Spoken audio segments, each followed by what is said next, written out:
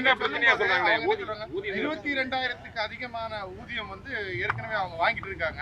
ஆனா இப்ப போகும்போது 15,000க்கு குறைவா தான் ஊதியம் கிடைக்குது அப்படின்ற மாதிரி சொல்றாங்க. இல்ல 15,000 ஊதியம் வாங்கிட்டோம். ஆனா இப்ப போய் 15,000 கரெக்டா இருக்குமா அப்படின்னு கேக்குறாங்க. 15,000க்கு குறைவா இல்ல, 17,000 இருந்து 18,000 வழங்கப்படுகிறது. இது மட்டும் இல்லாத ஒவ்வொரு தூய்மை பணியாளர்களுக்குமே வந்து பிஎஃப் வந்து பிடிக்கப்படும். அதே போல இஎஸ்ஐ வந்து வழங்கப்படும். அதே போல தூய்மை பணியாளரோட குழந்தைகளோட கல்விக்காக நிதி உதவிகள் வந்து இந்த தனியார் நிறுவனம் மூலமாக வழங்கப்படும். இதுவரைக்கும் தூய்மை பணியாளர்களுக்கு என்று நல வாரியத்தை வந்து இன்றைக்கு நம்முடைய மாண்புமிகு தமிழ்நாடு முதலமைச்சர் அவர்கள் அங்கீகரித்து தூய்மை பணியாளர்களுக்கு என்று நல வாரியத்தை அமைத்து அவர்களுக்கு வந்து இப்போ பணியில் இருக்கக்கூடிய தூய்மை பணியாளர் ஏதோ ஒரு விபத்து ஏற்படுகிறது, உயிரிழப்பு ஏற்படுகிறது என்றால் அவர் 2 லட்சத்திலிருந்து 5 லட்சம் ரூபாய் வந்து நிதியை உயர்த்தியிருக்கிறார். அதே போல பணியில் இருக்கக்கூடியவர்களுக்கு கை கால் ஏதோ அடிபடுகிறது என்றால் அவர்களுக்கு வந்து இன்சூரன்ஸ் ஸ்கீம் மூலியமா நிதி உதவி வந்து இன்றைக்கு 2 லட்சத்துக்கு உயர்த்தியிருக்கிறார். இப்படி தூய்மை பணியாளர் நலனை கருதி ஒவ்வொரு நாளும் நம்முடைய மாண்புமிகு தமிழ்நாடு முதலமைச்சர் அவர்கள் திட்டங்களை கொண்டு வந்திருக்கிறார். இதன் மூலியமா வந்து நம்ம மாநகராட்சி இருக்கக்கூடிய தூய்மை பணியாளர் இல்லாத, அரசு சார்ந்த தூய்மை பணியாளர் மட்டும் இல்லாத தனியாரில் இருக்கக்கூடிய தூய்மை பணியாளர்கள் நலனை கருதியும் நம்முடைய தமிழக அரசுல மாண்புமிகு முதலமைச்சர் அவர்கள் திட்டங்களை செயல்படுத்தி வருகிறார்கள். இன்றைக்கு மாநகராட்சி வெளியில இருக்கக்கூடிய தூய்மை பணியாளர்களுக்கும் கண்டிப்பாக அவர்களுக்கான பணி பாதுகாப்பு முற்றிலுமாக மாநகராட்சி சார்பாக வழங்கப்படும்ன்றதை தெரிவித்துக்கிறேன்.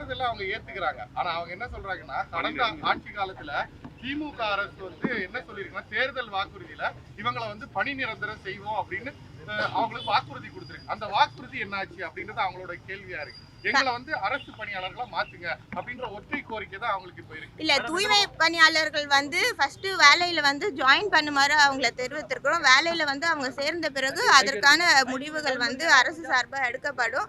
அது மட்டும் இல்லாம இது குறித்து சில பேர் வந்து தவறான கருத்துக்களை வந்து வெளியே நிறைய பதிவிடுறாங்க. இன்றைக்கு மாண்புமிகு முதலமைச்சர் அவர்கள் எல்லோருக்கும் எல்லாம் என்ற ஆட்சியை நடத்தி வருகிறார்கள்.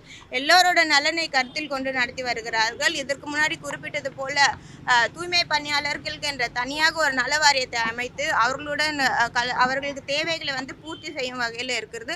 அதே போல் ஒவ்வொரு மழை காலங்களிலும் தூய்மை பணியாளர்களின் பணி வந்து குறிப்பிடத்தக்கதாக இருக்குது என்று தெரிவித்து மாண்புமிகு முதலமைச்சர் அவர்களே நேரடியாக வந்து தூய்மை பணியாளர்களை அங்கீகரிக்கும் விதமாக ரிப்பன் மாளிகையில் பரிசளித்தார்கள். அது மட்டும் இல்லாத தூய்மை பணியாளர்களுடன் அவங்களோட இணைந்து மதிய உணவை அருந்தினார்கள். அது மட்டும் இல்லாத கடந்த மழை காலங்களில் வந்து தூய்மை பணியாளர்களிடம் நேரடியாக வந்து அவர்கள் பணியில் இருக்கக்கூடிய பணி களத்திற்கே வந்து அவர்களுக்கு வந்து உணவு அருந்துருங்கண்ணா, டீ சாப்பிட்டீங்களான்ட்டு நின்று டீ வாங்கி கொடுத்த முதலமைச்சர் நம்முடைய மாண்புமிகு முதலமைச்சர் அவர்கள். இது போன்ற முதலமைச்சர் எந்த ஒரு முதலமைச்சரிடம் நேரடியாக தூய்மை பணியாளரிடம் கலந்துரை கூட ஆடுறதில்லை. இப்பொழுது வந்து அரசியலில் வந்து எலெக்ஷன் வருதுன்றதுக்காக எத்தனையோ பேர் வந்து குரல் கொடுக்கலாம். ஆனால் எலெக்ஷன் இல்லை அப்படின்றத தாண்டி என்னாலும் மக்களோட நிற்கக்கூடியவர் தான் நம்முடைய கழக தலைவர்.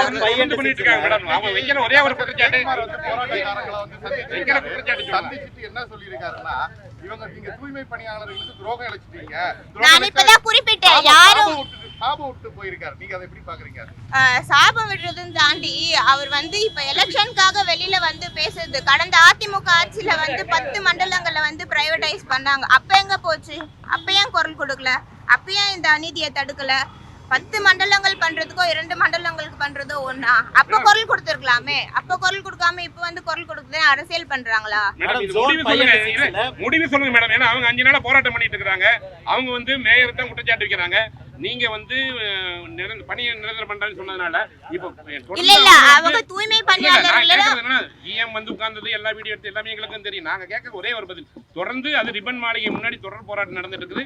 இது வந்து அரசாங்கத்துக்கும் கெட்ட பேர் தான். அவங்க வந்து அங்க இருக்கக்கூடிய மக்கள் ஒரே ஒரு கோரிக்கை என்ன சொன்னாங்கன்னா, இதே மேயர் தான் எங்களுக்கு வாக்குறுதி கொடுத்தாங்க. அவங்க மேயரே வந்து இப்போ வந்ததுக்கு அப்புறம் தனியாருக்கு தர வர்த்தாங்கன்றாங்க.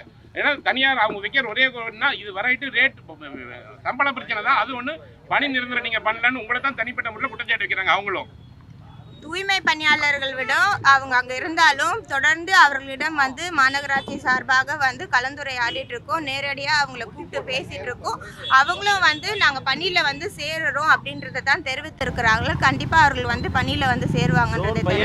தேங்கி இருக்கக்கூடிய கழிவுகளை அகற்றுறதுக்கு என்ன இல்லை ஜோன் 5 and 6ல வந்து இப்போ 1ஆம் தேதியிலேருந்து ராம்கி அவங்க பணியாளர்கள் வந்து வந்திருக்கிறாங்க. இவங்க ஆல்ரெடி எக்ஸிஸ்டிங் பணியாளர்களும் வந்து வரக்கூடிய நாட்களில் வந்து பணியில் சேர இருக்கிறார்கள். அந்த பணிகள் வந்து துவங்கப்பட்டு இப்போ நடைபெற்று வருகிறது. வார்டு வாரியாக வந்து இப்போ பணிகள் துவங்கப்பட்டு இப்போ பணிகள் நடைபெற்று வருகிறது. போராட்டத்தினால அதிக அளவில் பல இடங்கள்ல சொல்றாங்க 300 மெட்ரிக் டன் கழிவு தேங்கிருச்சு சாலையில. இல்ல கழிவு தேங்குறது அப்படின்றது அகற்றப்பட்டு தான் வருகிறது. ஒரு சேஞ்ச் நடக்கும் போது டெய்லி மார்னிங் வந்து வீட்ல போய் கலெக்ட் பண்ண போவாங்க இல்லையா, இல்ல ஒரு நாட்கள் வந்து ராம்கி வந்து டேக் ஓவர் பண்றதுக்கு இருந்தாங்க. இப்போ வார்டு வாரியா வந்து பிஓவி வழங்கப்பட்டிருக்கிறது. வீடு வீடா வந்து குப்பைகளை வந்து சேகரிக்கும் பணிகளில் வந்து ஈடுபட்டு வரார்கள். இப்பொழுது வந்து படிப்படியாக வந்து நம்ம நடைமுறைக்கு வரப்படும்ன்றதை தெரிவித்துக்கிறேன். செய்திகளை உடனுக்குடன் தெரிந்து கொள்ள கீழ்கண்ட கேபிள் மற்றும் டிடிஹெச் நெட்வொர்க்குகளில் எம்நாடு செய்தி தொலைக்காட்சியை காணுங்கள். பாதகம் செய்பவரை கண்டால் நாம் பயம் கொள்ளலாகாது பாப்பா. மோதி மிதித்துவிடு பாப்பா, அவர் முகத்தில் உமிழ்ந்துவிடு பாப்பா.